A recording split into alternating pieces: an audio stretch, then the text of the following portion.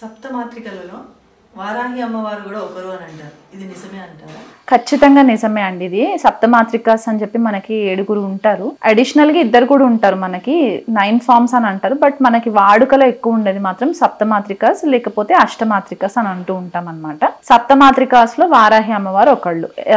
అంటే ఈవిడని మహాలక్ష్మి అవతారంగా కూడా ప్రే చేస్తారు.